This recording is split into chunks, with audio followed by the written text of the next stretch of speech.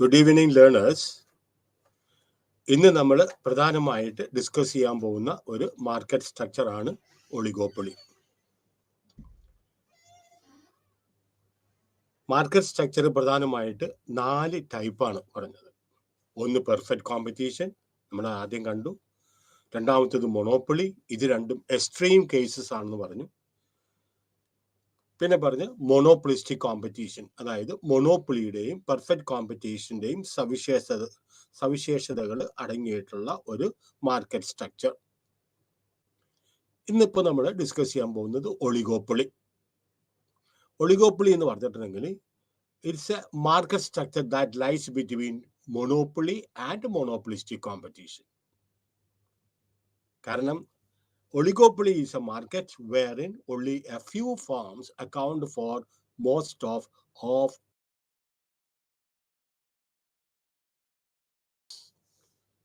monopolistic കോമ്പറ്റീഷനിൽ മൊണോപ്പൊളിയിൽ ഒരാള്, monopolistic കോമ്പറ്റീഷനിൽ ധാരാളം ആളുകൾ വിൽപ്പനക്കാർ. മനസ്സിലായോ? ധാരാളം മേടിക്കുന്ന ആളുകൾ. മൊണോപ്പൊളിയിൽ ഒരാള് ഒറ്റയാൻ, പക്ഷെ മേടിക്കുന്ന ആളുകൾ കൂടുതൽ. ഇനി മൊണോപ്പൊളിസ്റ്റിക് കോമ്പറ്റീഷനിൽ ധാരാളം വിൽപ്പനക്കാരും അതേപോലെ തന്നെ ധാരാളം കൺസ്യൂമേഴ്സും ഉണ്ട്. ഒളിഗോപ്പൊളിയെ സംബന്ധിച്ച് അതല്ല, ഇത് കുറച്ച് ആളുകൾ മാത്രം. A market by a few. Short ഫോമിൽ പറയുന്നത് oligopoly is a market by a few. Let us take the case of cement industry. There are very few cement producing sectors or there are very few cement producing units. നമുക്ക് ACC ഉണ്ട്, Ambuja cement ഉണ്ട്, India cement ഉണ്ട്, അൾട്രാടെക് ഉണ്ട്, അതേപോലെ തന്നെ 1-2 പേരും കൂടെ കൂടിയിട്ടുണ്ട്. സ്റ്റീൽ ഇൻഡസ്ട്രി, ടാറ്റ സ്റ്റീൽ ഉണ്ട്, JSW സ്റ്റീൽ ഉണ്ട്, ഭൂഷൺ സ്റ്റീൽ ഉണ്ട്. അപ്പൊ ഈ എല്ലാ സ്റ്റീൽ ഉൽപ്പാദിപ്പിക്കുന്ന ഫേംസും കൂടെ കൂടിയതാണ് ഒരു സ്റ്റീൽ ഇൻഡസ്ട്രി എന്ന് പറയുന്നത്. അപ്പോൾ oligopoly means a market by a few, not so large as monopolistic competition, but not so small as a duopoly. ഇനി ആദ്യം തന്നെ പറയട്ടെ, എന്താണ് ഡുവോപ്പൊളി? ഡുവോപ്പൊളി മീൻസ് 2 പേര് മാത്രം വിൽപ്പന നടത്തുന്ന അല്ലെങ്കിൽ കൈകാര്യം ചെയ്യുന്ന ഒരു വിപണിയെ പറയുന്നത് ഡുവോപ്പൊളി. ഡ്യുവറ്റ്, 2 പേരും കൂടി പാടുന്നതിനെ പറഞ്ഞ ഒരു ഡ്യുവറ്റ് പാടാൻ പറയുന്നത്. അതേപോലെ തന്നെ ഒരു കാര്യം കൂടി ഞാൻ പറഞ്ഞു തന്നേക്കാം. ഈ മാർക്കറ്റ് സ്ട്രക്ചറിൽ lest I forget, that is monopsony എന്ന് പറഞ്ഞൊരു മാർക്കറ്റ് സ്ട്രക്ചറും കൂടിയുണ്ട്. അതായത് മേടിക്കുന്ന ആള് ഒരെണ്ണം, വിൽപ്പനക്കാര് ധാരാളം. ഒരെണ്ണം, വിൽപ്പനക്കാര് ധാരാളം. Let us take the case of a coir industry in a particular locality. പണ്ട് കാലങ്ങളിൽ ഓരോ വീടുകളിലും ഒരു കുടിൽ വ്യവസായം പോലെ കയറ് പിരിക്കും. ഈ കയറെല്ലാം ഓരോ മേഖലയിൽ നിന്ന് പല പല ഏജന്റുമാരാ വന്ന് കളക്ട് ചെയ്യുന്നത്. ഈ ഏജന്റുമാര് മേടിക്കുന്നതല്ല, ഏജന്റുമാര് മേടിക്കുന്നത് ആ ഒരു കമ്പനിക്കാണ്, ആ ഒരു കോയർ ഫാക്ടറിക്ക് വേണ്ടിയിട്ട് മേടിക്കുന്നത്. അപ്പോൾ മേടിക്കുന്ന ആൾ ഒന്ന്, വിൽപ്പനക്കാർ ധാരാളം, സപ്ലൈ ചെയ്യുന്ന ആളുകൾ ധാരാളം. അതിനെ പറയുന്നത് മൊണോപ്സണി. ഡുവോപ്പൊളി ഇവിടെ ഇടയ്ക്ക് കയറി വരുന്നുണ്ട്. മാർക്കറ്റ് സ്ട്രക്ചറിൽ എങ്ങനെയാണ് പ്രൈസും ഔട്ട്പുട്ടും ഡിറ്റർമിൻ ചെയ്യുന്നത്? കുർണോൾ മോഡലിൽ യഥാർത്ഥത്തിൽ ഡുവോപ്പൊളിയുടെ മോഡലാണ് കൊടുത്തിരിക്കുന്നത്. മനസ്സിലായോ? അപ്പൊ നമുക്ക് നോക്കാം ഇനി എന്താണ് definition. The presence of few sellers in the market selling ഒന്നില്ലെങ്കിൽ ഹോമോജീനിയസ് ഗുഡ് ആകാം, അല്ലെങ്കിൽ ഡിഫറൻഷിയേറ്റഡ് ഗുഡ് ആകാം. Can you give me an example? Can you tell me, can you imagine an example? Homogeneous product വിൽപ്പന നടത്തുന്നത് കുറച്ച് പേര്. The best example is oil. Differentiated products നിങ്ങൾക്ക് ഞാൻ പറയേണ്ട ആവശ്യമില്ല. ഡിഫറെന്റ് കമ്പനികൾ ഉൽപ്പാദിപ്പിക്കുന്ന സോപ്പ്, നെസ്ലൂസ് ഉൽപ്പാദിപ്പിക്കുന്നത്, അല്ലെങ്കിൽ ബ്രിട്ടാനിയ ഉൽപ്പാദിപ്പിക്കുന്നത്. മനസ്സിലായോ? ഇതെല്ലാം സ്ലൈറ്റ്ലി ഡിഫറൻഷിയേറ്റഡ് പ്രൊഡക്ട്സ് ആണ്. അപ്പോ under a oligopoly market, a firm either produces homogeneous or heterogeneous products. എന്താണ് ഹോമോജീനിയസ് പ്രൊഡക്റ്റ് എന്ന് പറഞ്ഞിട്ടുണ്ടെങ്കിൽ, for example aluminium, copper, steel, zinc, iron etcetera. ഇപ്പൊ സ്റ്റീൽ ഉൽപ്പാദിപ്പിക്കുന്നവര് they are producing a homogeneous product. oil is the best example. The firms producing homogeneous products, the oil is the best example. Then heterogeneous products, they are called as a differentiated oligopoly. Say, for example, automobiles. The firms producing heterogeneous products are called as imperfect or differentiated oligopoly. Automobiles, few firms. Car വിപണിയിൽ ധാരാളം ഓടുന്നുണ്ട്. പക്ഷെ car manufacturers കുറവാണ്. May be A leader is the may be there. ഇപ്പൊ കാറിന്റെ പിന്നെ സെക്ടറിൽ ചിലപ്പോൾ മാരുതി ആയിരിക്കും ചിലപ്പോൾ ഡോമിനേറ്റ് ചെയ്യുന്നത്. മനസ്സിലായോ?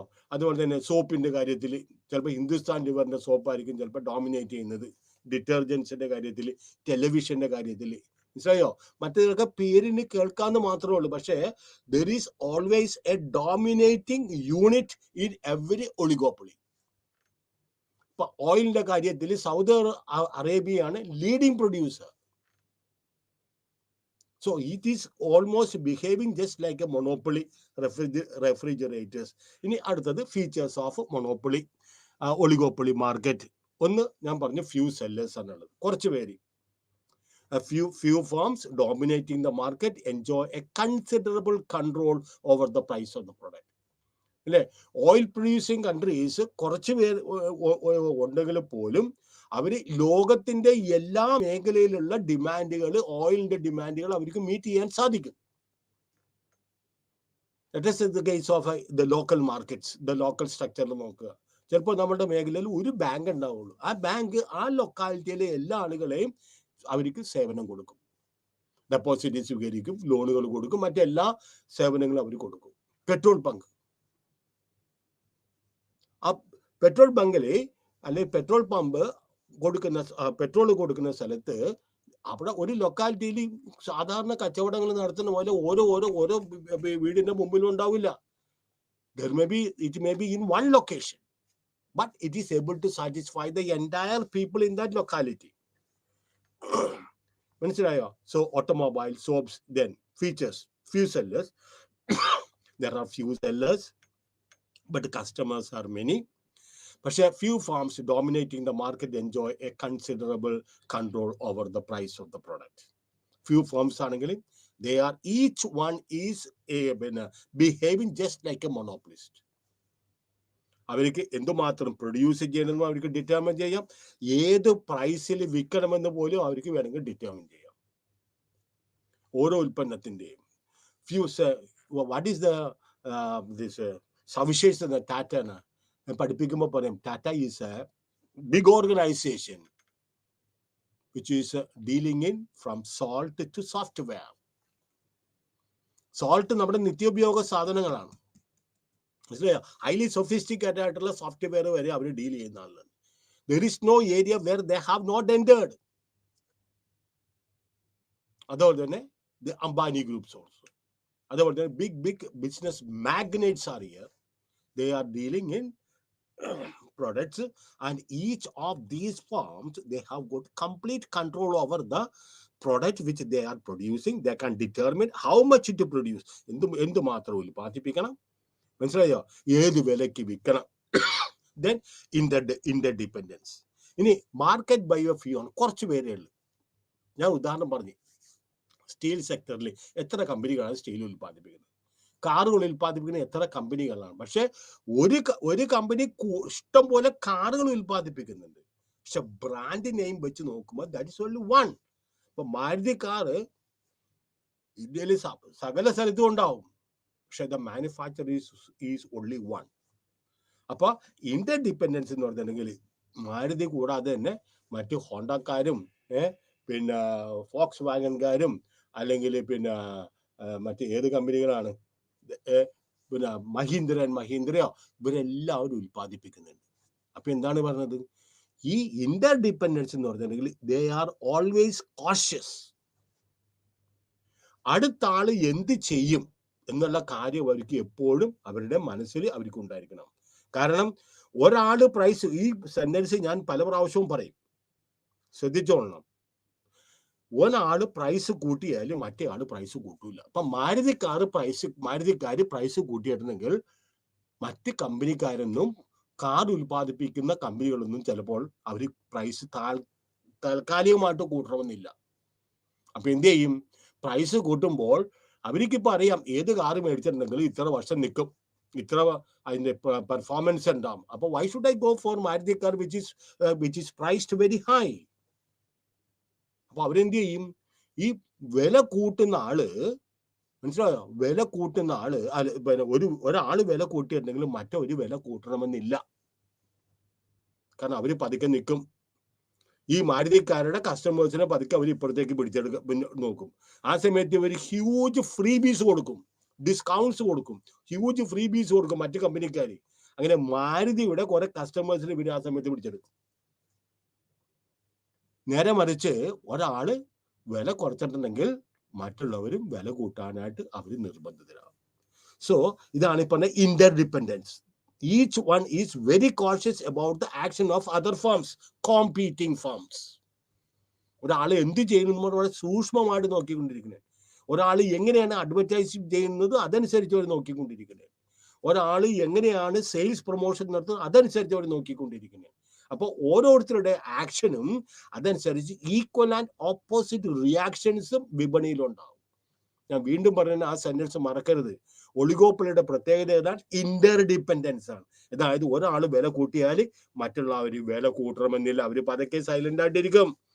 പറ്റുമെങ്കിൽ ആ സമയത്ത് അവരുടെ ആ കൺസ്യൂമേഴ്സിനെ അവർ ഇവിടെ പിടിച്ചെടുക്കാൻ, ഉപഭോക്താക്കൾ ആ സമയത്ത് മറ്റ് കമ്പനിക്കാര് ഫ്രീ ബീസ് കൊടുത്തോ, ഡിസ്കൗണ്ട്സ് കൊടുത്തോ, അല്ലെങ്കിൽ EMIയുടെ സൗകര്യങ്ങളൊക്കെ കൊടുത്തോ, കംപ്ലീറ്റ് ലോൺ കൊടുത്തോ വശീകരിക്കാൻ നോക്കും. പക്ഷേ ഒരാൾ വില കുറച്ചിട്ടുണ്ടെങ്കിൽ മറ്റുള്ളവരും വില കുറക്കാനായിട്ട് അവർ നിർബന്ധിതരാം. ഇതിനെ പറഞ്ഞത് ഇക്കണോമിക്സിൽ ഇതിനെ പറഞ്ഞത് പ്രൈസ് വാർ. ഇപ്പൊ നമ്മളുടെ മൊബൈൽ സർവീസ് തരുന്ന 1, 2, 3 പ്രധാനമായിട്ടുള്ള സർവീസ് മേഖലകളുണ്ട്. ഒരാൾ കൂട്ടിയിട്ടുണ്ടെങ്കിൽ വില കൂട്ടിയിട്ടുണ്ടെങ്കിൽ മറ്റൊരു ചിലപ്പോൾ പെട്ടെന്ന് വില കൂട്ടില്ല. പക്ഷെ ഒരാള് ഇത് കുറച്ചിട്ടുണ്ടെങ്കിൽ ഇത്ര മിനിറ്റിന് നിങ്ങൾക്ക് ഫ്രീ ആണ്, അല്ലെങ്കിൽ ഇത്ര വാട്സാപ്പ് മെസ്സേജ് നിങ്ങൾക്ക് ഫ്രീ ആണ്, അല്ലെങ്കിൽ ഇത്ര മെസ്സേജസ് നിങ്ങൾക്ക് ഫ്രീ ആണെന്നൊക്കെ പറയുമ്പോൾ ചിലപ്പോൾ you will be attracted to go. കാരണം ഇപ്പോഴത്തെ ഈ പോർട്ടബിലിറ്റി, നമ്പർ പോർട്ടബിലിറ്റി കാരണം നമുക്ക് ഏത് സമയത്ത് വേണമെങ്കിൽ ഓരോ മാസം വേണമെങ്കിൽ നമുക്ക് ഒരു സർവീസ് പ്രൊവൈഡറിൽ നിന്ന് മറ്റൊരു സർവീസ് പ്രൊവൈഡറിലേക്ക് മാറാം. സോ ഇന്റർഡിപെൻഡൻസ് അത് മറക്കരുത്. ഒളിഗോപ്പൊളി കോമ്പറ്റീഷന്റെ ഏറ്റവും പ്രധാനമായിട്ടുള്ള പോയിന്റ് നമ്മൾ മനസ്സിലിരിക്കേണ്ട പോയിന്റ് ആണ്. മൂന്നാമതായിട്ട് അഡ്വർടൈസ്മെന്റ്. കാരണം നമുക്കറിയാം ഇന്ന് ഓരോ കൺസ്യൂമേഴ്സിനെയും അവരുടെ ഇഷ്ടത്തിനനുസരിച്ചല്ല. Why? They are actually brainwashed with the advertisement. അത് അഡ്വർടൈസ്മെന്റ് പ്രത്യേകിച്ച് കുട്ടികളുടെ ചാനലിലേക്കുള്ള അഡ്വർടൈസ്മെന്റ് എന്ന് പറഞ്ഞിട്ടുണ്ടെങ്കിൽ ഇറ്റ്സ് വെരി അട്രാക്റ്റീവ്. കുട്ടികൾ അത് കണ്ടിട്ടിരിക്കും. അപ്പോൾ ഓരോ ഉൽപ്പന്നത്തിന്റെ അഡ്വർടൈസിങ് ഹ്യൂജ് എക്സ്പെൻസ് ആണ് അവർ ചെലവാക്കുന്നത്. If a firm does not advertise while and remain silent, then you will observe that his customers are going to the firm which is continuously. അപ്പൊ ആരാണ് കൂടുതൽ പൈസ ചെലവാക്കുന്നത്? എന്തിനു വേണ്ടിയിട്ട്? പരസ്യത്തിന് ചെലവാക്കുന്നത്. Don't think that their product is the best. ചിലപ്പോൾ ലോക്കലായിട്ട് നിർമ്മിക്കുന്ന അവർക്ക് ഇതുപോലെ തന്നെ ഹ്യൂജ് അഡ്വർടൈസ്മെന്റ്, മൾട്ടിനാഷണൽ കമ്പനികളെ പോലെ ഹ്യൂജ് അഡ്വർടൈസ്മെന്റ് കൊടുക്കാനായിട്ടുള്ള വകയില്ല.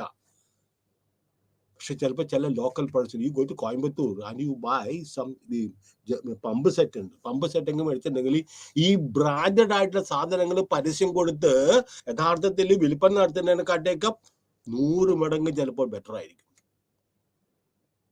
അതിൻ്റെ പീരിയഡ് ലോഞ്ചിവിറ്റി വളരെ കൂടുതലായിരിക്കുകയും ചെയ്യും. അതിന്റെ പെർഫോമൻസ് എഫിഷ്യൻസി വളരെ കൂടുതലായിരിക്കുകയും ചെയ്യും. അപ്പോൾ കോമ്പറ്റീഷൻ അടുത്തത്. നാലാമത്തത് കുറച്ച് പേരുള്ളു. Market by a few. മറക്കരുത്, ഒളിഗോപ്പൊളി മീൻസ് മനസ്സിൽ വരേണ്ട ആദ്യത്തെ പോയിന്റ് ആണ് മാർക്കറ്റ് ബൈ എ ഫ്യൂ. അപ്പൊ there will be a lot of intense competition, cutthroat competition there will be in the market. Then entry and exit barriers.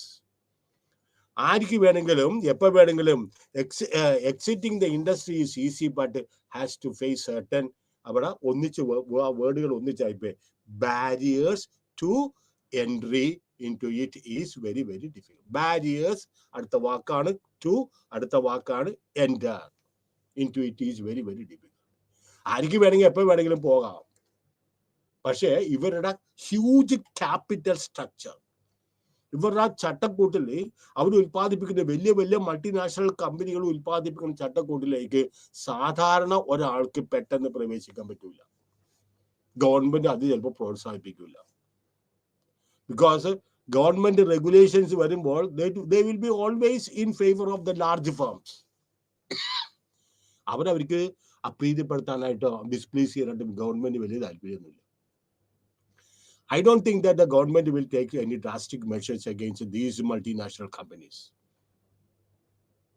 അവർക്ക് പൊറുതി മുട്ടിയാൽ മാത്രമേ ഏതെങ്കിലും എടുക്കൂ. ഇപ്പൊ അംബാനിക്കെതിരായിട്ടോ അല്ലെങ്കിൽ റിലയൻസിനെതിരായിട്ടോ അല്ലെങ്കിൽ ടാറ്റയ്ക്കെതിരായിട്ടൊക്കെ you don't think that it can be done easily.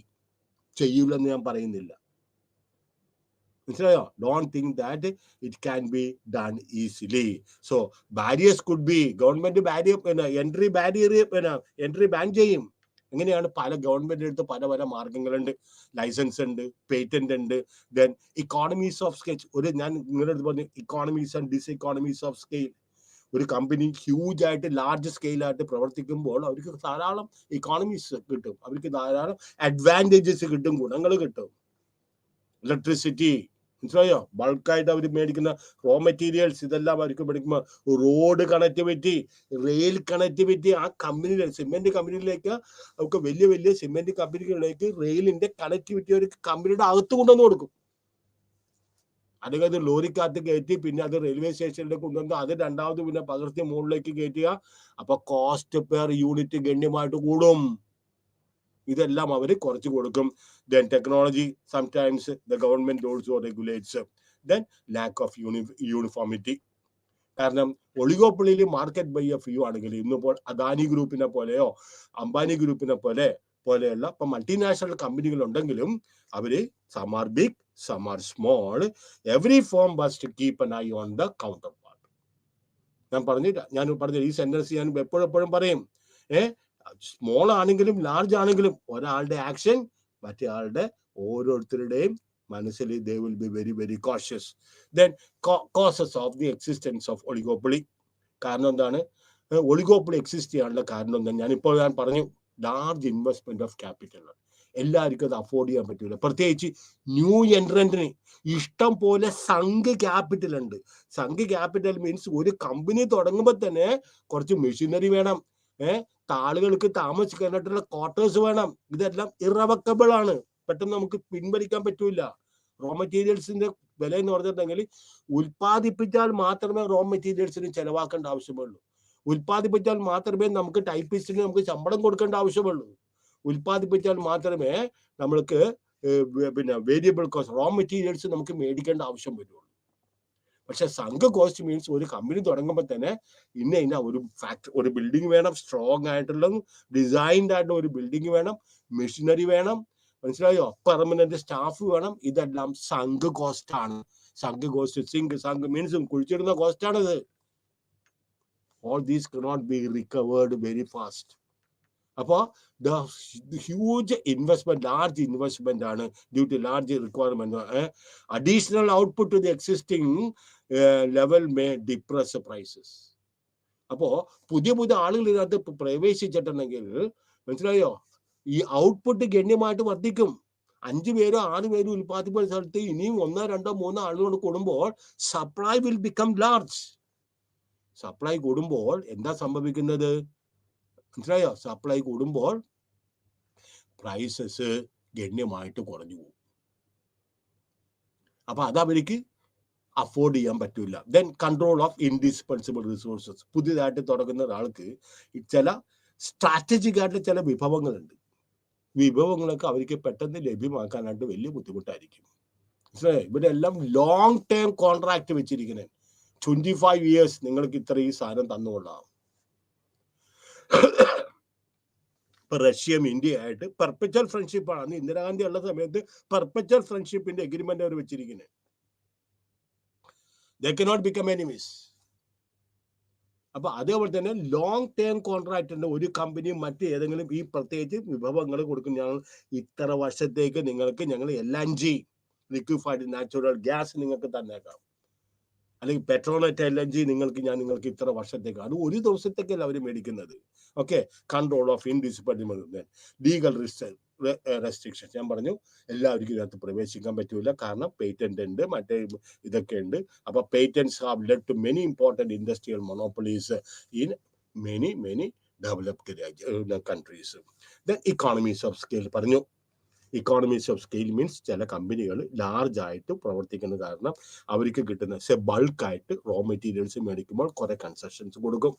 ബൾക്കായിട്ട് ഒരു പ്രൊഡക്റ്റ് ഫോർ എക്സാമ്പിൾ ഇവിടെ നിന്ന് വിൽപ്പന നടത്തുന്നതാണ്, ഒരു നമ്മുടെ കൊച്ചിൻ സിറ്റിയിൽ നിന്ന് വിൽപ്പന നടത്തുന്ന ഈ വിൽപ്പന ഇത് മേടിക്കുന്ന ആൾ ട്രിവാൻഡ്രത്താണ്. അവിടെ കൊണ്ടുപോയി ഒരു ഓട്ടോറിക്ഷക്കകത്ത് അല്ലെങ്കിൽ ട്രക്കിനകത്ത് ഒരു പ്രൊഡക്റ്റ് ആയിട്ട് കൊണ്ടുപോകുന്നതും ആ ട്രക്ക് നിറച്ച് അല്ലെങ്കിൽ ആ ഓട്ടോറിക്ഷ നിറച്ച പെട്ടി ഓട്ടോറിക്ഷ നിറച്ച് സാധനങ്ങൾ കൊണ്ടുപോകുന്നതിന് ചെലവ് ഒന്ന് തന്നെയാണ്. പറഞ്ഞു മനസ്സിലായോ? അപ്പൊ some firms are operating on a large scale. അപ്പൊ അവർക്ക് കുറെ ധാരാളമായിട്ട് അഡ്വാൻറ്റേജസ് കിട്ടും, അവർക്ക് ചില ഗുണങ്ങൾ കിട്ടും.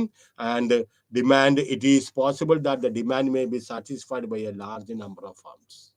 അപ്പോൾ അവർക്ക് ആവശ്യമായ സാധനങ്ങളൊക്കെ, but small firms cannot secure economies. ഇപ്പൊ തുടങ്ങുന്നത് ചെറുകിട വ്യവസായ സ്ഥാപനങ്ങൾക്ക് ഒന്നും അവർക്ക് ഇത്തരം പൈസ ചെലവാക്കാൻ പറ്റില്ല. അതുകൊണ്ടാണ് അവർ ചെറുകിട വ്യവസായ സ്ഥാപനങ്ങൾ തോന്നുന്നത്.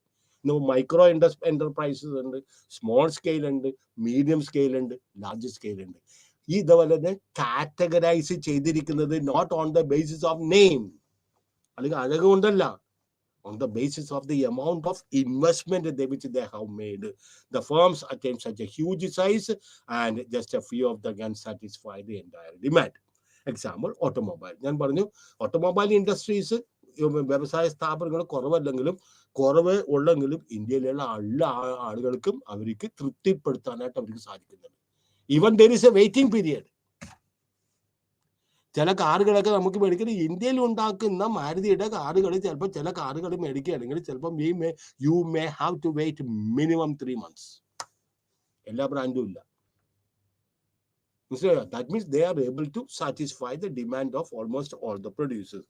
അത് സ്റ്റീൽ ഇൻഡസ്ട്രി, അതുപോലെ തന്നെ പെട്രോളിയം. ഇപ്പൊ നമ്മൾക്ക് പറയാം, ഇന്ത്യയെ സംബന്ധിച്ചിടത്തോളം 80% of the petroleum products are actually being imported from other countries. നമ്മളുടെ ഫോറിൻ എക്സ്ചേഞ്ച് നഷ്ടമാകുന്നതിന്റെ ഒരു പ്രധാനപ്പെട്ട കാര്യം എന്താണ്? We are major exporters of other products, not oil. അപ്പൊ ഒളിഗോപ്പൊളീസ് ആർ ഫൗണ്ട്. ഞാൻ പറഞ്ഞ ലോക്കൽ മാർക്കറ്റിൽ നമുക്ക് ഒളിഗോപ്പൊളീസിനെ കാണാം. അവര് ബിൽഡിംഗ് മെറ്റീരിയൽസ് വിൽക്കുന്ന ആളുകളുണ്ടാവും. അപ്പോൾ ആർക്കൊക്കെ ബിൽഡിംഗ് മെറ്റീരിയൽസ് ഉണ്ട് അവരെല്ലാം അവരെ തൃപ്തിപ്പെടുത്താൻ അവർക്ക് സാധിക്കും. പെട്രോൾ ബങ്ക് ഉണ്ടെങ്കിൽ, മനസ്സിലായോ? Banks, building materials, the market is small and therefore it can be easily satisfied. Then superior entrepreneurs. നമുക്കറിയാം ലാർജ് സ്കെയിൽ ഇതിൽ ഹ്യൂജ് പേയ്മെന്റ് കൊടുത്ത് പേ ആൻഡ് പെർക്സ്. ശമ്പളം മാത്രമല്ല, അവർക്ക് മറ്റ് ആനുകൂല്യങ്ങൾ ധാരാളമുണ്ട്. ശമ്പളം കൂടുതലായിട്ട് കാണിച്ചിട്ടുണ്ടെങ്കിൽ ചിലപ്പോൾ ഗവൺമെന്റിന് കിട്ടുന്ന ശമ്പളത്തിന്റെ 30+ ടാക്സ് കൊടുക്കണം. ഇതെല്ലാം നമ്മൾ ഇൻ ടേംസ് ഓഫ് മണി ഇത് ചെയ്തിട്ടുണ്ടെങ്കിൽ, അപ്പൊ many of these top level entrepreneurs, entrepreneur എന്ന് പറയും, ഇത് ഫ്രഞ്ച് വേർഡ് ആണ്, it is known as entrepreneurs. ഇവർക്കൊക്കെ they are given huge pay and perks. Perks എന്ന് പറഞ്ഞിട്ടുണ്ടെങ്കിൽ ഫ്രീ ആയിട്ടുള്ള വലിയ ബംഗ്ലാവുകൾ കൊടുക്കുക, വലിയ കമ്പനി, വലിയ ക്ലബിൽ അവർക്ക് പിന്നെ ഫ്രീ മെമ്പർഷിപ്പ് കൊടുക്കുക, അതുപോലെ host of servants and all these things are actually being, ഇതെല്ലാം കമ്പനിയാണ് പേ ചെയ്യുന്നത്. പക്ഷെ ഇദ്ദേഹമല്ല പേ ചെയ്യുന്നത് എന്നുള്ള കാര്യത്തിൽ കമ്പനി പേ ചെയ്തത് കാരണം ഇദ്ദേഹത്തിന്റെ ടോട്ടൽ ഇൻകം അവരെ കുറച്ച് നിർത്തും. But you will be enjoying all the facilities which is actually provided by the company. Then the mergers. ചില കമ്പനികൾ അവരുടെ ഇതിപ്പോ പിന്നെ അവരുടെ സ്ട്രെങ്ത് വർദ്ധിപ്പിക്കുന്നതിന് വേണ്ടിയിട്ട്, മനസ്സിലായോ, ഒറ്റയ്ക്ക് അവർക്ക് മത്സരിക്കാൻ പറ്റൂല എന്ന് കാണുമ്പോൾ, there are few banks in our year. മനസ്സിലായോ? ഈ ഇടക്ക് കഴിഞ്ഞ 2 വർഷത്തിന് മുമ്പ് പബ്ലിക് സെക്ടർ ബാങ്ക്സ് മൂന്ന് ബാങ്കുകൾ അവർ മെർജ് ചെയ്തു. ആന്ധ്ര ബാങ്കും അതേപോലെ തന്നെ പിന്നെ ബാങ്ക് ഓഫ് ബറോഡയും അതേപോലെ തന്നെ പിന്നെ ദേന ബാങ്ക് അവർ ഒന്നിച്ച് അവർ മെർജ് ചെയ്ത് ഒന്നാക്കി. Now it is a big entity. Recent ഇന്നിപ്പോ ഞാൻ പേപ്പറിൽ കണ്ടതാണ്, IDFCയും IDFC ബാങ്കും അവര് രണ്ടും കൂടെ മെർജ് ചെയ്യാൻ പോണേ. The SEBI has A securities and exchange board of India. SEBI എന്ന് പറഞ്ഞ ഒരാളുടെ പേരല്ല.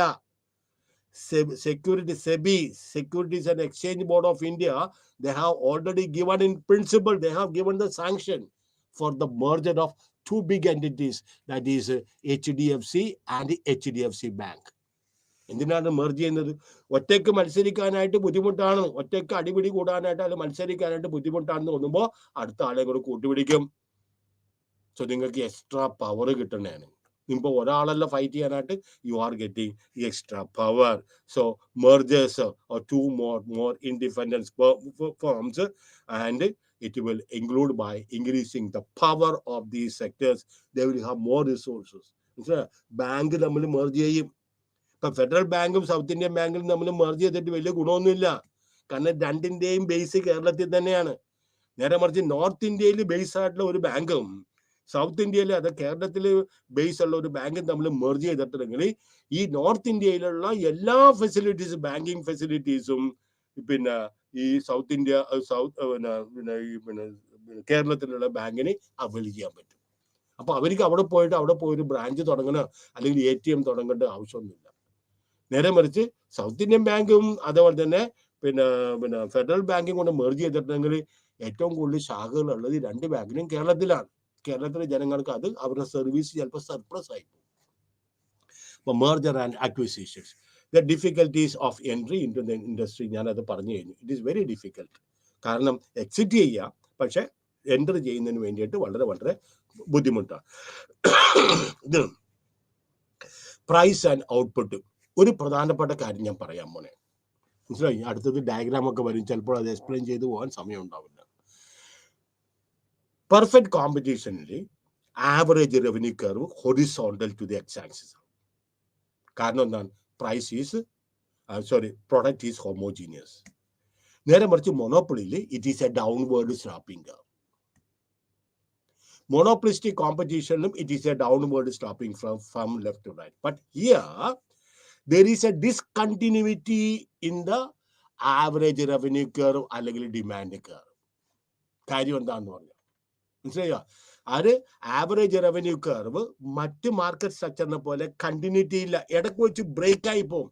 അതിനെ പറഞ്ഞത് കിങ് എന്ന് പറയുന്നത്, ഒടിവ്, കിങ് അല്ലെങ്കിൽ ഒടിവ് എന്ന് പറയുന്നത്.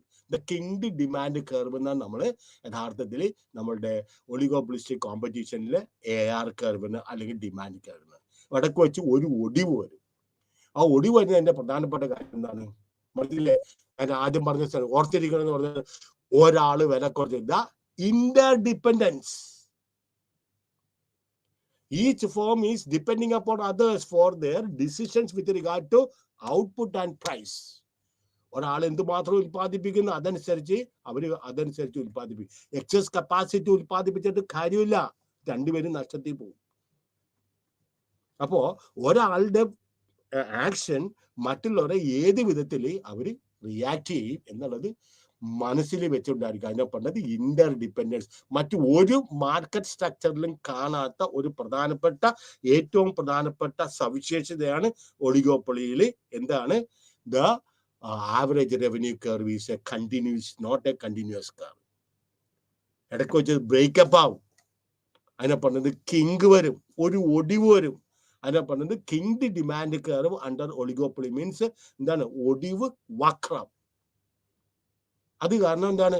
മാർജിൻ ആവറേജ് റവന്യൂ കർവ് തുടർച്ചയായിട്ട് കണ്ടിന്യൂസ് ആയിട്ട് from top to bottom downwards ആയിട്ട് ഫോളോ ചെയ്യാത്തത് കാരണം മാർജിനൽ റവന്യൂ കർവിലും അതനുസരിച്ച് ഒരു ഗ്യാപ്പ് വരും. കാര്യം എന്താണെന്നുണ്ടെങ്കിലും നമ്മളെ ഒരാൾ വില കൂട്ടിയാൽ മറ്റേ ആൾ വില കൂട്ടണമെന്നില്ല. വില കൂട്ടാം, പെട്ടെന്ന് വില കൂട്ടണമെന്നില്ല. അൾട്ടിമേറ്റ് ആയിട്ട് വില കൂട്ടും. Maybe because of the difference of only 1 or 2 months the price, എല്ലാവരും പ്രൈസ് കൂട്ടും. ആദ്യം തന്നെ ഒരാൾ അനൗൺസ് ചെയ്യും മാജിന്റെ കാറുകൾ ഇതാ അടുത്ത 1-ാം തീയതി തൊട്ട് വില കൂട്ടാൻ പോണേ. ആദ്യം തന്നെ ഇവർ മറ്റവരൊക്കെ അനങ്ങാതിരിക്കും. പക്ഷെ ആഫ്റ്റർ 2 weeks അവർ നമ്മളെന്താണ് ഇത്രയും നമ്മുടെ ഈ കിട്ടുന്ന ലാഭം നമ്മളെന്താണ് കളയുന്നത്, നമുക്കും വില കൂട്ടാം. അൾട്ടിമേറ്റ്ലി എല്ലാവരും വില കൂട്ടും. പക്ഷെ അവർ വില ഇമ്മീഡിയറ്റ് ആയിട്ട് കൂട്ടണമെന്നില്ല. പക്ഷെ നേരെ മറിച്ച് ഒരാൾ വില കുറച്ചിട്ടുണ്ടെങ്കിൽ ഇമ്മീഡിയറ്റ് റെസ്പോൺസ് ആണ്. വില കുറച്ച് ഒരാളുടെ കസ്റ്റമേഴ്സ് അവരുടെ കയ്യിൽ നിന്ന് നഷ്ടപ്പെട്ടിട്ടുണ്ടെങ്കിൽ മനസ്സിലായോ, ചില പ്രൊഡക്റ്റ് ഒക്കെ വിപണിയിൽ നിന്ന് ഇപ്പൊ ഇല്ലാതെ ആയിട്ടുണ്ട്. എന്നാലും അവർ അഡ്വർടൈസ്മെന്റ് കളയില്ല, കാര്യമായിട്ടൊരു കളയില്ല. ഷോപ്പിൽ ചെല്ലുക, ഇന്ന സാധനം വേണം, അയ്യോ അത് സ്റ്റോക്ക് തീർന്നിരിക്കണേ, അടുത്ത ആഴ്ച വരും. അടുത്ത ആഴ്ച ചെല്ലുമ്പോൾ അയ്യോ വണ്ടി വന്നില്ല, കുറച്ച് ദിവസം കൊണ്ട്. ഇത് എനിവേ ചിലപ്പോൾ ലേബർ അൺറെസ്റ്റ് കൊണ്ട് ചിലപ്പോൾ പ്രൊഡക്ഷൻ നിർത്തി വെച്ചിരിക്കണായിരിക്കും, അല്ലെങ്കിൽ എന്തെങ്കിലും മറ്റ് കാരണങ്ങൾ കൊണ്ട് ഗവൺമെന്റ് ആയിട്ട് എന്തെങ്കിലും ടൈ കൊണ്ട് എന്തെങ്കിലും പ്രശ്നം കാരണം ചിലപ്പോൾ പ്രൊഡക്ഷൻ നിർത്തി വെച്ചിരിക്കും. ഇത് പൊതുജനങ്ങൾ അറിയിക്കില്ല. അപ്പൊ ആണ് so price and output it is never fixed. കാരണം എന്താണ്, പിന്നെ ഇന്റർഡിപെൻഡൻസ് ആണ്, അൺസർട്ടനിറ്റി ഉണ്ട്. അപ്പോൾ demand curve of a firm keeps changing as firms change their price. അപ്പോൾ ഓരോ കമ്പനികളും പ്രൈസ് ചേഞ്ച് ചെയ്യുന്നതനുസരിച്ച് ഡിമാൻഡിലും വ്യത്യാസം ഉണ്ടാവും. പ്രൈസ് കൂട്ടിയാൽ ഡിമാൻഡ് കുറയും, ആൻഡ് വൈസ് വേഴ്സ. അതുപോലെ തന്നെ in the absence of a fixed demand it is difficult. അപ്പോൾ നമുക്ക് ഇക്വിലിബ്രിയം പ്രൈസ് നമുക്ക് കണ്ടുപിടിക്കാനായിട്ടും ഇക്വിലിബ്രിയം ഔട്ട്പുട്ട് കണ്ടുപിടിക്കാനായിട്ടും നമുക്ക് വലിയ ബുദ്ധിമുട്ടുണ്ടാവും. ദെർഫോർ അവർ ഇക്കോണമിസ്റ്റുകൾ കണ്ടുപിടിച്ചിരിക്കുന്ന മാർഗം എന്താണ്? സം ഇക്കോണമിസ്റ്റ് പറയും ജസ്റ്റ് ഇഗ്നോർ ദ ഇന്റർഡിപെൻഡൻസ്. കാരണം അത്ര വലിയ കാര്യമായിട്ടോ സ്വാധീനമൊന്നും ഉണ്ടാക്കുക. The demand will be known and equilibrium price and output can be determined in such case. വേറൊരു അപ്രോച്ച് എന്താ പറയുന്നത്? It is based on collusion. What is collusion? Secret understanding. Collusion. ഇന്നിപ്പോ പല മേഖലയിലും സിമെന്റ് കമ്പനികൾ 2 പ്രാവശ്യം CCI, competition commission of India, ഇത് ഒരു വാച്ച് ഡോഗ് ആണ്. ഇവരെന്തെങ്കിലും കൃത്രിമമായിട്ട് എന്തെങ്കിലും വിപണിയെ സ്വാധീനിച്ച് ജനങ്ങളെ കബളിപ്പിക്കുന്നുണ്ടോ എന്ന് നോക്കുന്നതിന് വേണ്ടിയിട്ട് ഗവൺമെന്റ് സ്ഥാപിച്ചിരിക്കുന്ന ഒരു organisation CCI, competition commission of India.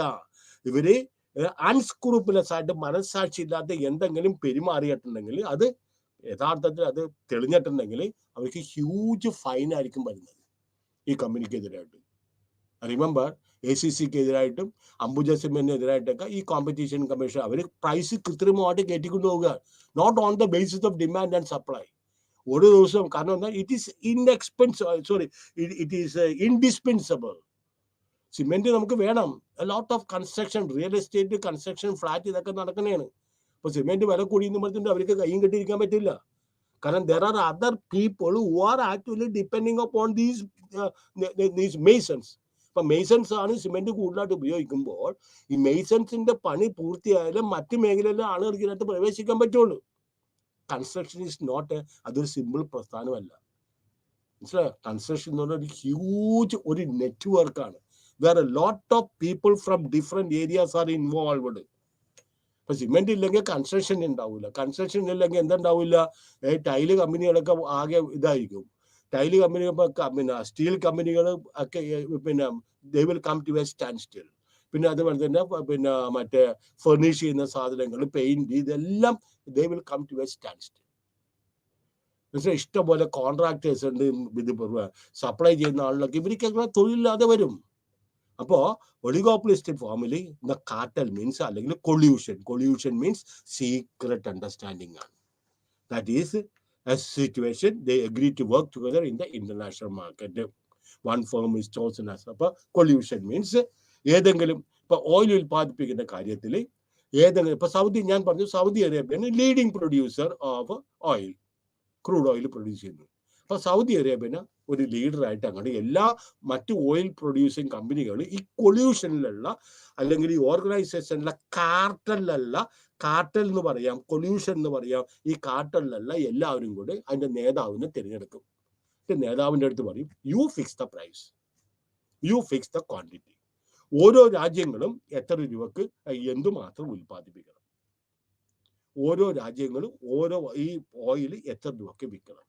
That is actually being decided by the price leader. Price leader പിന്നെ പ്രൈസ് നിശ്ചയിക്കുമ്പോഴും ക്വാണ്ടിറ്റി നിശ്ചയിക്കുമ്പോഴും എല്ലാം ഈ ഓയിൽ പ്രൊഡ്യൂസ് ചെയ്യുന്ന എല്ലാ രാജ്യങ്ങളായിട്ട് കോണ്ടാക്ട് ചെയ്യും. ഓരോരുത്തരുടെയും ഉൽപ്പാദിപ്പിക്കുന്ന ചെലവ് നോക്കും. ഇപ്പൊ ഓയിലിനൊക്കെ പറഞ്ഞാൽ കുറെ നാളായി ഇത് എക്സ്കവേറ്റ് ചെയ്യാൻ തുടങ്ങിയിട്ട്. അപ്പൊ വളരെ ഡീപ്പായിട്ട് പോകണം. നേരത്തെ അങ്ങനെയല്ല, നമ്മുടെ വീട്ടിൽ കിണർ കുഴിക്കുന്ന പോലെ കുഴിച്ച് കഴിയുമ്പോൾ അപ്പം തന്നെ ഓയിൽ കിട്ടുവാണ്. ഇത് ഓയിൽ എടുത്തിട്ട് it is not an renewable energy അല്ല, ഇത് നോൺ റിന്യൂവബിൾ ആണ്. എടുക്കും തോറും തീർന്നു പോവും. എക്സോസ്റ്റബിൾ ആണത്, തീർന്നു പോവും. അപ്പൊ അതിന്റെ ഡെപ്ത്, ഇത് എക്സ്കവേറ്റ് ചെയ്യുന്നതിന്റെ ഡെപ്ത് ഗണ്യമായിട്ട് വർദ്ധിക്കും. അതനുസരിച്ച് തൊഴിലാളികളും മറ്റ് യന്ത്രങ്ങളും വേണം. അപ്പൊ കോസ്റ്റ് പെർ യൂണിറ്റ് ഗണ്യമായിട്ട് കൂടും. അപ്പൊ ലീഡർ പ്രൈസ് തീരുമാനിക്കും, അതനുസരിച്ച് മറ്റവര് അതനുസരിച്ച് ഫോളോ ചെയ്യുകയും ചെയ്യും. എന്നെ പറഞ്ഞത് collision. Then oligopolies predict the reaction of its competitors. Then അതുപോട്ടെ, അങ്ങനെ ഞാനിവിടെ പല മോഡലുണ്ട്. ആ മോഡൽ എന്നുള്ളത് നിങ്ങളെ സംബന്ധിച്ചിടത്തോളം ഇഷ്ടം പോലെ ഈക്വേഷൻസ് വന്നിട്ടുണ്ട്. ഇത് ചോക്ക് ബോർഡിൽ എഴുതി കാണിക്കാതെ ഇത് വായു കൊണ്ട് പറഞ്ഞിട്ടുണ്ടെങ്കിൽ നിങ്ങൾക്ക് ആ ഒരു ഈക്വേഷൻ നിങ്ങൾക്ക് മനസ്സിലാവില്ല. അപ്പൊ ദോസ് ഹു ക്യാൻ, നിങ്ങളുടെ കൈവശം ബുക്ക് ഉണ്ടാവും, അല്ലെങ്കിൽ നിങ്ങൾക്ക് ഇഗ്നോന്റെ സൈറ്റിൽ കയറരുത്, ഈ ബുക്കിന്റെ നിങ്ങൾക്ക് നോട്ട് കിട്ടും, അത് പഠിക്കുക. എല്ലാവരുടെ കൈ കൊണ്ട് A+B അല്ലെങ്കിൽ C-D എന്നൊക്കെ പറഞ്ഞ് കാണിച്ചിട്ടുണ്ടെങ്കിൽ നിങ്ങൾ വെറുതെ എന്റെ സമയം പോകും, നിങ്ങൾക്ക് ഒന്നും സാധനം മനസ്സിലാവില്ല. അപ്പൊ അത് കാരണം അങ്ങനെയുള്ള കാര്യങ്ങളൊക്കെ ഞാൻ ഇച്ചിരി അവോയ്ഡ് ചെയ്തിട്ടുണ്ട്. അപ്പൊ ആദ്യത്തെ ഒരു മോഡലാണ് ഇതാണ് കുർനോട്ട്സ് മോഡൽ എന്ന് പറഞ്ഞിട്ടുണ്ടെങ്കിൽ. ഓസ്ട്രിയൻ കുർനോട്ടാണ്, അദ്ദേഹത്തിന്റെ പേരിലാണ് ഈ ഒരു ഒളിഗോപ്പൊളിസ്റ്റിക് മോഡലിന്റെ അവർ ബേസ് ചെയ്തിരിക്കുന്നത്. ഈ മോഡല് ബേസ് ചെയ്തിരിക്കുന്നത് ഞാൻ പറഞ്ഞത് ദുവോപ്പൊളിക്ക് വേണ്ടിയിട്ടാണ്, ഒളിഗോപ്പൊളിക്ക് വേണ്ടിയിട്ടല്ല. ദുവോപ്പൊളി മീൻസ് 2 പേര് വിപണിയിലുണ്ടെങ്കിൽ മാത്രമേ, 2 പേര് വിൽപ്പന നടത്തുക, ഉൽപ്പാദിപ്പിക്കുകയും വിൽപ്പന നടത്തുക 2 പേരുണ്ടെങ്കിൽ അതിനെ പറഞ്ഞത് ദുവോ മീൻസ് 2, ഡിവൈഡ് 2. അപ്പൊ model is based on 1, 2 firms provide homogeneous and indistinguishable goods. രണ്ടാമത്, there are no other firms in the market. No other firms can or will enter the മറ്റൊരിക്കലും എൻ്റർ ചെയ്യാൻ പറ്റില്ല, നിലവിൽ ഇപ്പോൾ ആരുമില്ല. Then collusive behavior is prohibited. 2 പേരും കൂടെ collusive behavior. ഞാൻ ഒരു കാര്യം കൂടെ പറഞ്ഞു. ഈ collusive behaviorൽ ഏറ്റവും കൂടുതലായിട്ട് ഉള്ള ഏറ്റവും കൂടുതൽ there is a danger that is lurking. എന്താണ് ഡേഞ്ചർ? എന്താണ് മനസ്സിലായോ? അവിടെ വെച്ച് എല്ലാവരും എഗ്രിമെന്റ് ഒപ്പിട്ട് പോരും. അത് ഒപ്പയ്ക്ക് മീറ്റിങ്ങിൽ വെച്ച് അവരെല്ലാവരും എഗ്രിമെന്റ്, ശരി ഞങ്ങൾ ഇത്ര രൂപയ്ക്ക് വിറ്റോളാം, ഇത്ര മാത്രമേ ഞങ്ങൾ എക്സ്കവേറ്റ്. കാരണം സപ്ലൈ, ഓയിലിന്റെ സപ്ലൈ കൂടിയിട്ടുണ്ടെങ്കിൽ ഇപ്പൊ ചൈനയിൽ ഇപ്പോൾ ലോക്ക്ഡൌൺ ആണ്, ധാരാളം ലോക്ക്ഡൌൺ ഉണ്ട്. അവിടെ ഇക്കണോമിക് ആക്ടിവിറ്റീസ് ഇപ്പൊ വളരെ താഴ്ന്ന ലെവലിലാണ് പോകുന്നത്. അത് കാരണം പെട്രോളിന്റെ വില, ബ്രന്റ് ക്രൂഡിന്റെ വില $115, $120 ബാരല് വരെ, $120 വരെ എത്തിയത്. ഇന്നിപ്പോ ഞാൻ രാവിലെ നോക്കിയപ്പോ $82 വരെ എത്തിയിട്ടുണ്ട്. കാരണം എന്താണ്? ഉദ്ദേശിക്കുന്ന സ്ഥലത്ത് ഡിമാൻഡ് ഇല്ല. ഇനിയിപ്പോ എന്ത് ചെയ്യപ്പോ ഒപ്പക് രാജ്യങ്ങളെല്ലാം കൂടെ കൂടും. ഇപ്പൊ സർപ്ലസ്, എക്സസ് സപ്ലൈ ഉണ്ട്. അപ്പൊ എന്ത് ചെയ്യും? എല്ലാ രാജ്യങ്ങളുടെ അടുത്ത് പറയും നിങ്ങളുടെ പ്രൊഡക്ഷൻ, നിങ്ങളുടെ കോട്ട കുറക്കാൻ പറയും. അപ്പൊ സപ്ലൈ കുറയുമ്പോ മനസ്സിലായോ? അത് യഥാർത്ഥത്തിൽ സപ്ലൈ കുറയുമ്പോൾ ആവശ്യക്കാർ കൂടുതലുണ്ട്, പഴയ പോലെ തന്നെയുണ്ട്. അപ്പൊ വില പതുക്കെ അവർ കയറ്റിക്കൊണ്ട് പോകാൻ സാധിക്കുകയും ചെയ്യും. അപ്പൊ നോ അതർ ഫേംസ്. അപ്പൊ കൊല്യൂഷന്റെ ഏറ്റവും വലിയ പ്രത്യേകത എന്താണെന്ന് അറിയാമോ? ചീറ്റ് ചെയ്യും, അണ്ടർ കട്ട് ചെയ്യും, അല്ലെങ്കിൽ ചീറ്റ് ചെയ്യും. അവിടെ വെച്ച് എഗ്രിമെന്റ് ഒക്കെ ഒപ്പിടും, അതിനുശേഷം ഓരോരുത്തരും തോന്നിയ പോലെ അവരങ്ങോട്ട് ഉൽപ്പാദിപ്പിക്കും. അപ്പൊ there is excess supply. Excess supply വരുമ്പോൾ പെട്രോളിന്റെ വില ഗണ്യമായിട്ട് കൂടുകയും ചെയ്യും. ചില രാജ്യങ്ങൾ പ്രൈസ് ഇച്ചിരി കയറ്റി വെക്കും. കാരണം അവൈലബിൾ ആക്സസിബിലിറ്റി. ഇപ്പോൾ ഇന്ത്യ ഏറ്റവും കൂടുതൽ റഷ്യയും ഉക്രൈനും തമ്മിലുള്ള യുദ്ധമുള്ളത് കാരണം റഷ്യക്കാർ ഇന്ത്യൻ റുപ്പി കൊടുത്താൽ പോലും അവർ ഓയിൽ തരാമെന്ന്. കാരണം റഷ്യക്കെതിരായിട്ട് ഉപരോധം ഏർപ്പെടുത്തി മറ്റു രാജ്യങ്ങൾ. അപ്പോ ഓയില് റഷ്യ ഇപ്പോൾ വളരെ വില കുറച്ചാണ് രാജ്യങ്ങൾക്ക് കൊടുക്കുന്നത്. ആ ഒരൊറ്റ കെയർ ഓഫിലാണ് ഓയിലിന്റെ വില കുറച്ച് നിൽക്കുന്നതിന്റെ പ്രധാനപ്പെട്ട കാര്യം എന്നാണ്. there exists one market for one goods. Okay, ഇനി അടുത്ത assumptions. Each firm chooses A quantity of produce. 2 ഫേംസുകളെന്ന് പറഞ്ഞു. ഒരിടത്തിൽ പറയും ശരി ഞാൻ ഇത്രയും 50% ഉൽപ്പാദിപ്പിച്ചോളാം, നിങ്ങൾ ഇത്ര 50% ഉൽപ്പാദിപ്പിച്ചോ. അല്ലെങ്കിൽ ഞാൻ 70%, ഞാൻ ഇച്ചിരി വലിയ രാജ്യമാണ്, എനിക്ക് കൂടുതൽ റിസർവ്സ് ഉണ്ട്, ഞാൻ 70% ഉൽപ്പാദിപ്പിക്കാം, നിങ്ങൾ 30% ഉൽപ്പാദിപ്പിച്ചത് മതി. Then the model is restricted to one stage game. That is, firms choose their quantities only once, and the cost structure of the firms are public information. In this model, in this model, the strategic variable is output quantity. എന്ത് മാത്രം ഉൽപ്പാദിപ്പിക്കണം. Each firm, ഓരോ ഫേമിന് ഒരേ ഇത് കൊടുത്തിട്ടുണ്ട്. 2 firms ഉണ്ട്, ഓരോ ഫേമിന് ഒരേ ഇത്ര കോട്ട കൊടുത്തിട്ടുണ്ട്. Both firms know the market demand curve and each firm knows the cost structure of other firm. ഓരോരുത്തർക്ക് അറിയാം അവർക്ക് ഒരു ബാരല് എണ്ണ എക്സ്കവേറ്റ് ചെയ്തെടുക്കണമെങ്കിൽ എത്ര രൂപ ചെലവാകും, അവര് എത്ര ആളുകൾക്ക് അവരുടെ ഡിമാൻഡ് മീറ്റ് ചെയ്യാൻ സാധിക്കും ആ ഓയിൽ കൊണ്ട്. ഇതെല്ലാം 2 പേർക്കും അറിയാം. The essence of this model is that each firm takes the other firm's choice of output level as fixed. അതായത് ഇവൻ ചീറ്റ് ചെയ്യില്ല. ഞാൻ ചെയ്തേക്കാന്ന് പറഞ്ഞിട്ട് വീട്ടിൽ പോയിട്ട് പിന്നെ വീണ്ടും പഴയ പോലെ തന്നെ ചെയ്തിട്ടുണ്ടെങ്കിൽ ഒരു മ്യൂച്വൽ ട്രസ്റ്റിന്റെ കെയർ ഓഫിലാണ് ഈ ഒരു മോഡൽ വർക്ക് ചെയ്യുന്നത്. മനസ്സിലായോ? The other firms choice of output level as each firm. 2 firms ഉണ്ടെങ്കിൽ അതിൽ കൂടുതൽ ഫേംസ് ഉണ്ടെങ്കിൽ each firm takes the word as truth and then sets it's on output quantities. അടുത്തതാണ്, ഇതാണ് നിങ്ങൾക്ക് ഏറ്റവും കൂടുതലായിട്ട് പരീക്ഷയ്ക്ക് സാധാരണ ചോദിക്കുന്ന ഒരു മോഡലാണ് പോൾ സ്വീസീസ് മോഡൽ എന്ന് പറയുന്നത്. മനസ്സിലായോ? Paul Sweezy's kinked demand curve. ഇവിടെയാണ് കിങ്ഡ് ഡിമാൻഡ് കാർ മീൻസ്. മനസ്സിലായോ? മറക്കരുത്. ബാക്കിയെല്ലാം നിങ്ങൾക്ക് എപ്പോൾ വേണമെങ്കിലും വായിക്കാം. അസംഷൻസ് ഒക്കെ വായിക്കാം. There are only A few firms. ഇതെല്ലാം ഒളിഗോപോളിസ്റ്റിക് കോമ്പറ്റീഷന്റെ അസംഷൻസ് ആണ്. മനസ്സിലായോ? ഇതിനകത്ത് 5ാമത്തെ ആ ഒരു അസംഷൻ ഉണ്ട്. അത് നിങ്ങൾ പ്രധാനമായിട്ട് ബാക്കിയെല്ലാം നിങ്ങൾക്ക് വായിച്ചെടുക്കാൻ പറ്റും. All firms producing close substitute products. ഇതെല്ലാം ഒളിഗോപ്പൊളിയുടെയും മോണോപോളിസ്റ്റിക് കോമ്പറ്റീഷന്റെ ഒക്കെ പ്രത്യേകതയാണ്. മനസ്സിലായോ? Oligopoly producing similar close substitute. കാറുകൾ തന്നെ ക്ലോസ് സബ്സ്റ്റിറ്റ്യൂട്ട്. മാരുതി തന്നെ മേടിക്കണമെന്നില്ല. മറ്റേ ഏതെങ്കിലും ഹോണ്ടയുടെ ആരുടെങ്കിലും കാർ മേടിക്കാം.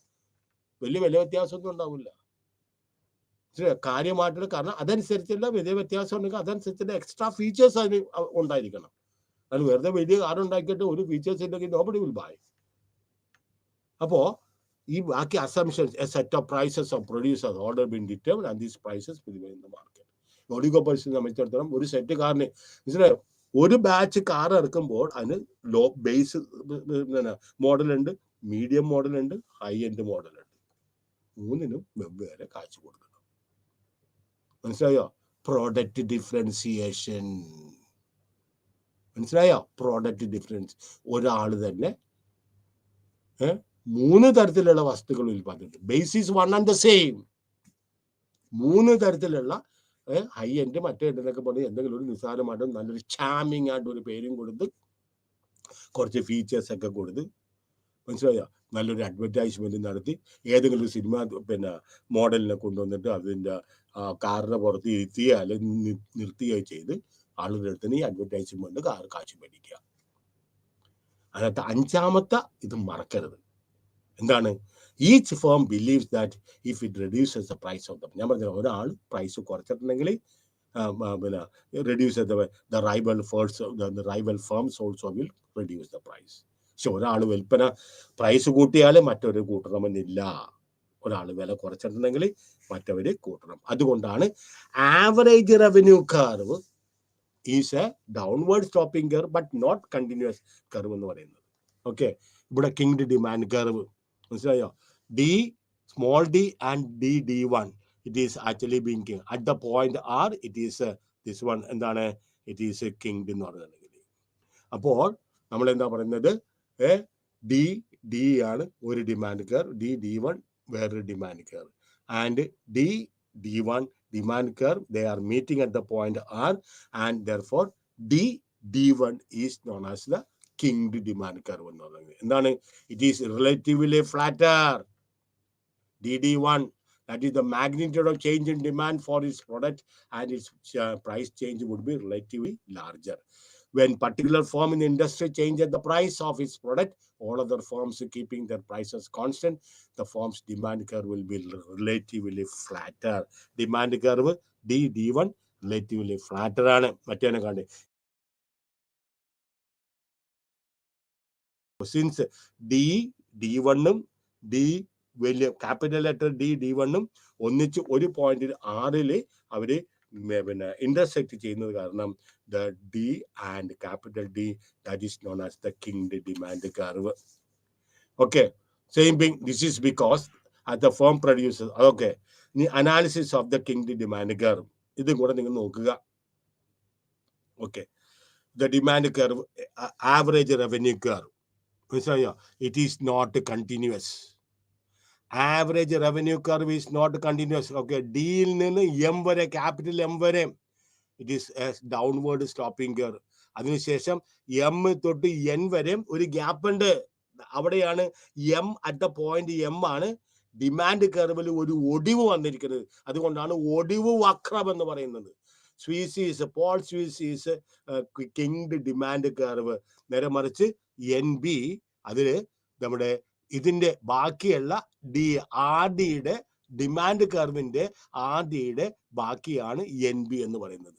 So demand curve, it is broken between the line M and N, and it is kinged at the point M. ആ ബാക്കിയുള്ള ഈ ഡോട്ടഡ് ലൈൻ ആണ് ബാക്കി താഴോട്ട് വരുന്നത് Z അല്ലെ NB അല്ലെങ്കിൽ ആ MR കർവിൽ അത് ബ്ലോക്ക് വരുന്നതാണ് നമ്മളുടെ എന്തെന്ന് പറഞ്ഞത് കിങ്ഡ് ഡിമാൻഡ് കർവ് എന്ന് പറഞ്ഞത്. 36 അത് നിങ്ങൾ വായിച്ചു നോക്കിയാൽ മനസ്സിലാവും. ഇനി cooperative and non cooperative behaviour അല്ലെങ്കിൽ പ്രിസണേഴ്സ് ഡിലമ്മ എന്ന് പറയും. കോപ്പറേറ്റീവ് ബിഹേവിയർ മീൻസ് രണ്ടുപേരും ജോയിന്റ് ആയിട്ട് കോപ്പറേറ്റ് ചെയ്ത് പ്രൈസും ഔട്ട്പുട്ടും തീരുമാനിക്കുക. ഇതിനെ പറഞ്ഞത് കൊള്യൂഷൻ എന്ന് പറയുന്നത്. ഇനി നോൺ കോപ്പറേറ്റീവ് ബിഹേവിയർ ഉണ്ട്. അവർ കോപ്പറേറ്റ് ചെയ്യാതെ ഇരിക്കുകയാണെങ്കിൽ രണ്ടുപേരും കൂടി 50-50 50-50 പ്രൊഡ്യൂസ് ചെയ്യാൻ നമ്മൾ തീരുമാനിച്ചു. അതിനെ പറഞ്ഞത് കൊള്യൂഷൻ എന്ന് പറയുന്നത്. ഇനി കോപ്പറേറ്റ് ചെയ്യാത്ത രീതിയിൽ സെപ്പറേറ്റ് ആയിട്ട് ഓരോരുത്തരും തീരുമാനിക്കുന്ന രീതികളുണ്ട്. When firms in oligopoly do not cooperate, ഇതിനെ പറഞ്ഞത് നോൺ കോപ്പറേറ്റീവ് ഇക്വിലിബ്രിയം. അതിന് വേറൊരു പേരാണ് നാഷ് ഇക്വിലിബ്രിയം എന്ന് പറയുന്നത്. Cooperative equilibrium, non cooperative equilibrium പറയുന്ന വേറൊരു പേരാണ് പറയുന്നത് നാഷ് ഇക്വിലിബ്രിയം എന്ന് പറയുന്നത്. ഇനി oligopoly, the basic dilemma the firms faces whether to cooperate or compete. അപ്പോൾ ഒളിഗോപ്പൊളിയെ സംബന്ധിച്ചിടത്തോളം കോപ്പറേറ്റ് ചെയ്യണോ കോമ്പീറ്റ് ചെയ്യണോ? ഇഫ് ദ കോപ്പറേറ്റ്, അവർ കോപ്പറേറ്റ് ചെയ്തിട്ട് രണ്ടുപേരും 50-50 വെച്ച് ഉൽപ്പാദിപ്പിക്കുകയാണെങ്കിൽ പ്രോഫിറ്റ് വിൽ ബി മാക്സിമം. നേരെ മറിച്ച് രണ്ടുപേരും തെറ്റിപ്പിരിഞ്ഞ് അവർ തോന്നുന്ന പോലെ ഉൽപ്പാദിപ്പിച്ചിട്ടുണ്ടെങ്കിൽ ചിലപ്പോൾ ഒരാൾക്ക് ചിലപ്പോൾ മാക്സിമം ലാഭത്തിൽ എത്തൂല, ഒരാൾക്ക് ചിലപ്പോൾ ഇച്ചിരി ലാഭത്തിൽ ഇച്ചിരി കുറവ് വരുത്തേണ്ടി വരും. ഇനി ഇത് എക്സ്പ്ലെയിൻ ചെയ്യുന്നതിന് വേണ്ടിയിട്ടാണ് ഗെയിം തിയറി എന്ന് പറയുന്നത്. മനസ്സിലായോ? രണ്ടുപേരുണ്ട് ഒരു ഗെയിം തിയറിയിൽ. ഇത് റൈറ്റ് സൈഡിൽ ഇവിടെ 2 പേരാണ്. ഫോം B, ഇവിടെ മുകളിൽ ഫോം Aയുടെ ഔട്ട്പുട്ടാണ്. 2 പേരാണ് ഉള്ളത്. ഈ സൈഡിൽ ഫോം A, ഈ പിന്നെ ഈ റൈറ്റ് സൈഡിൽ ഫോം Aയുടെ, ലെഫ്റ്റ് സൈഡിൽ ഫോം Bയുടെ ഔട്ട്പുട്ടാണ്. ലെഫ്റ്റ് സൈഡിൽ 15, 17, 20, 22 ഇത് രണ്ടും Bയുടെ ഔട്ട്പുട്ടാണ്. 20, 15, 22, 17 ഇത് Aയുടെ ഔട്ട്പുട്ടാണ്. എന്താണ് ചെയ്യുന്നത്? 1/2 പ്രൊഡ്യൂസ് ചെയ്യുകയാണെങ്കിൽ മനസ്സിലായോ, രണ്ടുപേർക്കും 20-20 വെച്ച് അവർക്ക് 20 വെച്ച് അവർക്ക് ലാഭം കിട്ടും. നേരെ മറിച്ച് ഒരാൾ 2/3 ഉൽപ്പാദിപ്പിക്കുകയും മറ്റേ ആള് പിന്നെ ബാക്കി ഹാഫ് ഉൽപ്പാദിപ്പിക്കുകയും ചെയ്തിട്ടുണ്ടെങ്കിൽ ആ 2/3 ഉൽപ്പാദിപ്പിക്കുന്ന ആൾക്ക് 22% കൂടുതൽ ലാഭം കിട്ടും. മറ്റേ ആൾക്ക് 15% മാത്രമേ ലാഭം കിട്ടുള്ളൂ. അപ്പോൾ മൊണോപ്പൊളി ഔട്ട്പുട്ട്. ഇനി ബീസ് ഔട്ട്പുട്ട്. ഇനി ഒരാൾ ബിയുടെ സംബന്ധിച്ചിടത്തോളം ബി കൂടുതലായിട്ട് ഹാഫ് ഓഫ് ദ ഔട്ട്പുട്ട് ഉൽപ്പാദിപ്പിച്ചിട്ടുണ്ടെങ്കിൽ എന്ത് സംഭവിക്കും? 2/3 ഉൽപ്പാദിപ്പിച്ചിട്ടുണ്ടെങ്കിൽ ബിക്ക് എന്താ കിട്ടുന്നത്? 22-15, ജസ്റ്റ് ഓപ്പോസിറ്റ് ഓഫ് എ. ബിക്ക് 2/3 മൊണോപ്പൊളി കിട്ടിയിട്ടുണ്ടെങ്കിൽ 22% ബിക്ക് കിട്ടും, 15% എക്ക് കിട്ടുള്ളൂ. നേരെ മറിച്ച് രണ്ടുപേരും ഈക്വലായിട്ട് മൊണോപ്പൊളിയിൽ രണ്ടുപേരും ഈക്വലായിട്ട് പിന്നെ കോപ്പറേറ്റ് ചെയ്തിട്ടുണ്ടെങ്കിൽ 17 കിട്ടും. ഇത് പ്രോഫിറ്റ് മാക്സിമൈസേഷന് വേറൊരു എക്സാമ്പിളാണ്. എന്താണ് പറയുന്നത്? മനസ്സിലായോ? രണ്ടുപേരും കോപ്പറേറ്റ് ചെയ്താൽ തുല്യമായിട്ടുള്ള ലാഭം കിട്ടും. പക്ഷെ ഒരാൾ കൂടുതലായിട്ട് ഉൽപ്പാദിപ്പിച്ചിട്ടുണ്ടെങ്കിൽ കൂടുതൽ വിലക്ക് വിറ്റിട്ടുണ്ടെങ്കിൽ അദ്ദേഹത്തിന് കൂടുതൽ ലാഭം കിട്ടും. 2/3 ഉൽപ്പാദിപ്പിക്കുന്നത് മൊണോപ്പൊളി ഔട്ട്പുട്ടിൽ. ആ കൂടുതൽ ഉൽപ്പാദിപ്പിക്കുന്ന ആൾക്ക് 22, പഴയ പോലെ 50% ഉൽപ്പാദിപ്പിക്കുന്ന ആൾക്ക് 15% മാത്രമേ കിട്ടുള്ളൂ. രണ്ടാമത്തെ നോക്കിയേ, ബിയുടെ ഔട്ട്പുട്ട് നോക്കിയേ. ബി കൂടുതൽ പിന്നെ 2/3 ഉൽപ്പാദിപ്പിച്ചിട്ടുണ്ടെങ്കിൽ ബിക്ക് 22% കൂടുതൽ ലാഭം കിട്ടും. നേരെ മറിച്ച് എക്ക് 15% മാത്രമേ ലാഭം കിട്ടുള്ളൂ.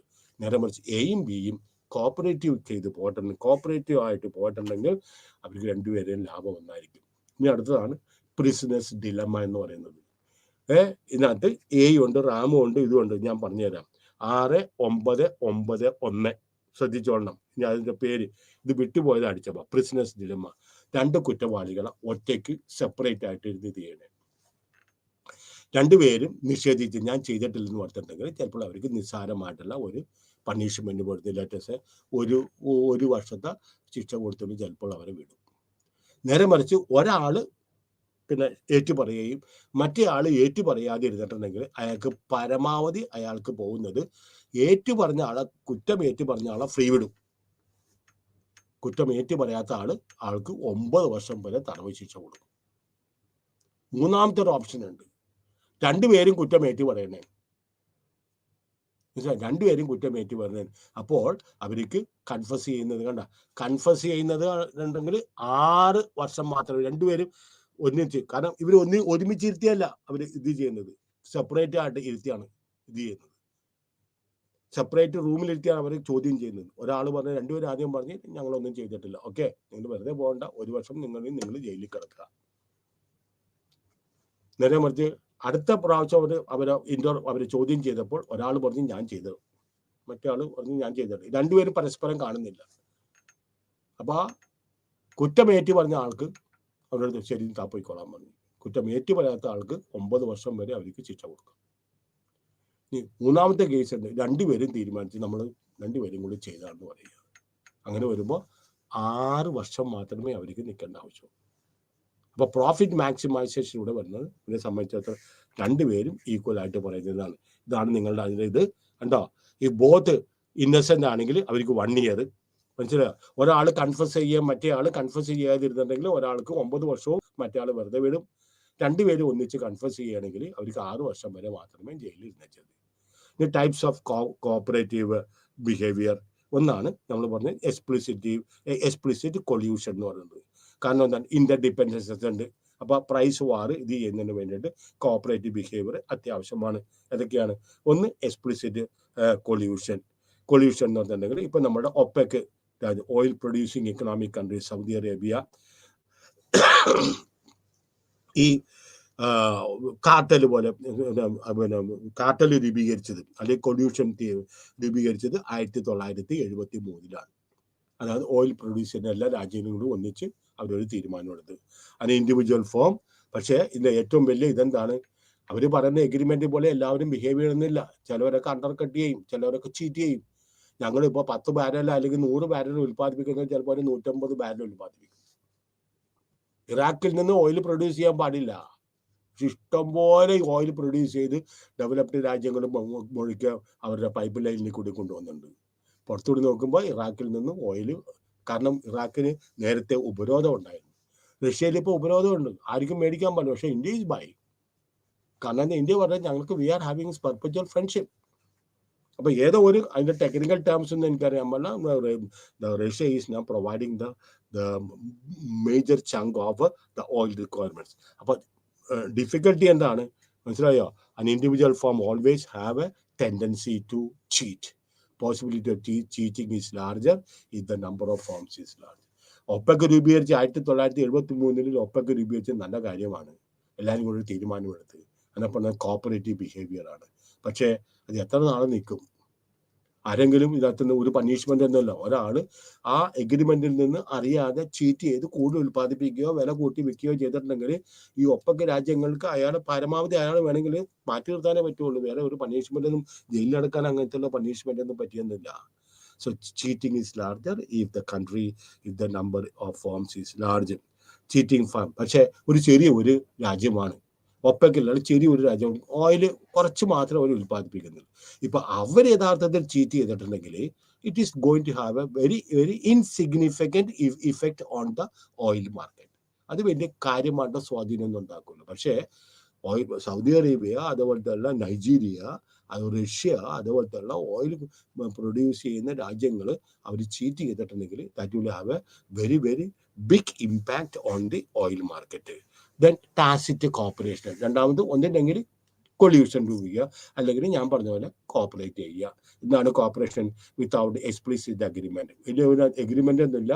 അവർ വാക്കാൽ പറയും, ഓക്കെ ഇത്ര ഓയിൽ നമുക്ക് ഇവിടെ അല്ലെങ്കിൽ ഈ രാജ്യത്തിന് ആവശ്യമുണ്ട്, നിങ്ങൾ ഇത്ര ഉൽപ്പാദിപ്പിച്ചോ, ഞാൻ ഇത്ര ഉൽപ്പാദിപ്പിച്ചോളാം.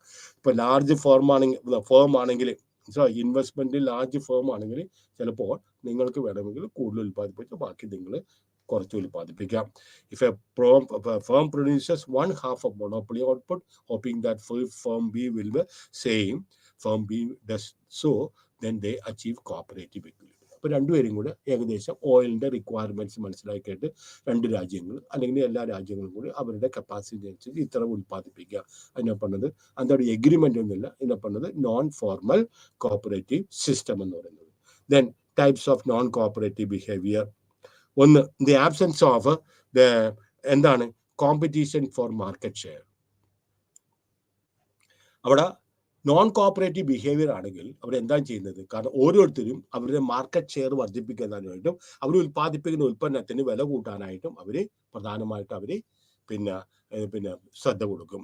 രണ്ടാമതാണ് കൺവേർട്ട് ചീറ്റിംഗ് എന്ന് പറയുന്നത്. In oligopoly, because of huge market share, firms sell their products through contract. അവർ സബ് കോൺട്രാക്ട് കൊടുക്കും, അവർ ഉള്ള ഓയിൽ കംപ്ലീറ്റ് പഠിച്ചുകൊണ്ട് പോകും. In oligopoly, because of huge market share, firms sell their products through contracts, and large scale production and distribution is done through contracts, and therefore രണ്ടാമത്തത് contestable markets and potential entry. നമുക്കറിയാം short റണ്ണിൽ abnormal profits ആണ് എല്ലാ ഫേമിനും ഉള്ളത്. അത് long റണ്ണിലും അവർ അത് maintain ചെയ്യാൻ, abnormal profit maintain ചെയ്യാനായിട്ട് അവർ കാര്യമായിട്ടുള്ള പരിശ്രമങ്ങൾ നടത്തും. കാരണം എന്താണ്? പുതിയ കമ്പനികൾ, പുതിയ ഫേംസ് ഈ മേഖലയിൽ പ്രവേശിക്കാതിരിക്കാൻ നോക്കണം. ഞാൻ പറഞ്ഞു അത്ര എളുപ്പമൊന്നുമല്ല, പുതിയ കമ്പനികൾക്ക് ഇതിനകത്ത് പ്രവേശിക്കാൻ അത്ര എളുപ്പമൊന്നുമല്ല. പക്ഷെ എന്നിരുന്നാലും മനസ്സിലായ, potential entry can affect the market as much as an actual entry does. ഓയിലിന്റെ കാര്യം വിട്, മറ്റു മേഖലയിൽ ഇപ്പൊ കാർ നിർമ്മിക്കുന്ന ആളുകൾ, അല്ലെങ്കിൽ മറ്റ് ഇരുമ്പ് ഉൽപ്പാദിപ്പിക്കുന്ന ആളുകൾ, ഇവർക്കെല്ലാം അവർക്ക് വേണമെങ്കിൽ ഭാവിയിൽ ചിലപ്പോൾ പുതിയ പുതിയ കമ്പനികൾ പ്രവേശിക്കാം. അങ്ങനെ വരുമ്പോൾ സപ്ലൈ കൂടും. സപ്ലൈ കൂടുമ്പോൾ ആളുകൾക്ക് എവിടെ നിന്ന് വേണമെങ്കിലും മേടിക്കാനായിട്ടുള്ള സ്വാതന്ത്ര്യം ഉണ്ടാവും. അപ്പൊ contestable markets and potential entry, actual എൻട്രിനെക്കാട്ടും കൂടുതലാണ് ഭാവിയിൽ എന്താണ് ഇനി വരാനിരിക്കുന്നത്. ഇപ്പൊ IT കമ്പനികളൊക്കെ 1980-കളിലെല്ലാം എല്ലാ കമ്പനികളും IPO ആയിട്ട് വരുന്നത് എന്തെങ്കിലും ഒരു IT എന്ന് പറയുന്ന സാധനം, ഒരു ടാഗ് ഉണ്ടാവും. ഇഷ്ടംപോലെ പൈസ വിപണിയിൽ നിന്ന് IT കമ്പനികളിൽ നിന്ന് മേടിച്ച് പല കമ്പനികളും ഒറ്റ രാത്രി കൊണ്ട് അവരെല്ലാം രക്ഷപ്പെടുകയും ചെയ്തു. ധാരാളം ഇൻവെസ്റ്റേഴ്സിന്റെ പൈസ പോവുകയും ചെയ്തു. ഇനി entry must be easy to accomplish. There should not exist any barriers to entry, either natural or then contestable markets. ഇതെല്ലാം കഴിഞ്ഞോട്ടെ. Then cartel theory of organisation.